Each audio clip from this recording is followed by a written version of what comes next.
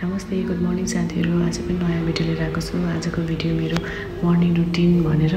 Morning routine मेरो प्रायः एउटै नै हुन्छ कि अनि बिहानै उठेर नुहाइ गरेर अनि मात्रै फुल टिप्न जान्छु कि मैले। सो तल गएर ढोका खोल्ने अनि पानी चाहिँ जोड्नु नै परिरहेको थियो। सो छाता खोल्यो, छाता लगाएर गएको बारीमा अनि बारीको दुबो फुलहरू टिप्नलाई। फुल फेरि टन्नै चाहिन्छ कि फेरि मलाई यता कलश यताउति थप्नलाई अहिले फुल पूजा गर्नलाई चाहिन्छ नि त।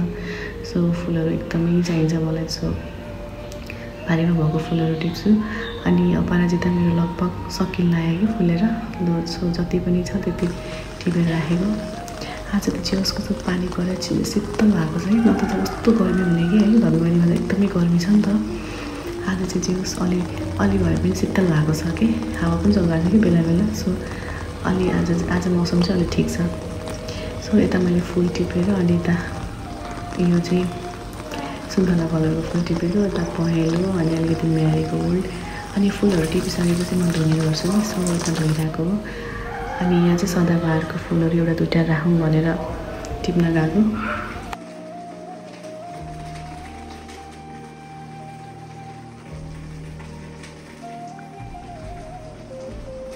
अनि फुल राख्ने बास्केट पनि कलरफुल कस्तो राम्रो देखिन्छ कि। पानी चाहिँ अलिक कम भयो, अलिकति अघिभन्दा चाहिँ अलिअलि कम भएको छ। सो त्यहाँ अलिकति झाडु पोछा गरेँ मैले अनि यहाँ फुल राखिदिन्छु कि तल। अनि यहाँ भित्र माथि चाहिँ मेन ढोकामा पनि पुसपास गरेर अनि कलश राखेको। अब पूजा गर्न गएँ। अब मेरो पूजा नर्मल नै हुन्छ, सिम्पल पूजा गर्छु अनि त्यसपछि आफ्नो हल्दी पानी खान्छु। यहाँ चाहिँ आफ्नो हल्दी पानी मेरो डेली हुन्छ कि, यसमा कागतिर अलिकति हल्दी हालेर। अनि पानी चाहिँ लगभग अब रोकिरहेछ जस्तो छ, दिनभरि पर्दिनै हुन्थ्यो नि आज। सो यहाँ हाम्रो मार्कीलाई दुध दिएर अनि म यो मही बनाउनुतिर लागेँ। मही चाहिँ मैले घरमै बनाउने गर्छु कि, राम्ररी त बनाउनु आउँदैन तर काम चलाउ भइहाल्छ। सो यता दुध उमालेको अनि यता चिया पाकिरहेछ। चिया फेरि मलाई मात्रै हो कि, म मात्रै खान्छु। अनि अलिकति अन्डा बनाइदिएको छोरीको लागि। अनि त्यसपछि अब छोरी पनि स्कुल ठ्याक्क 9 बजीतिर जान्छ कि। सो यहाँ अन्डा बनाइदिएको, अलिअलि खान्छ उसले, बाँकी त मैले नै हो खाने।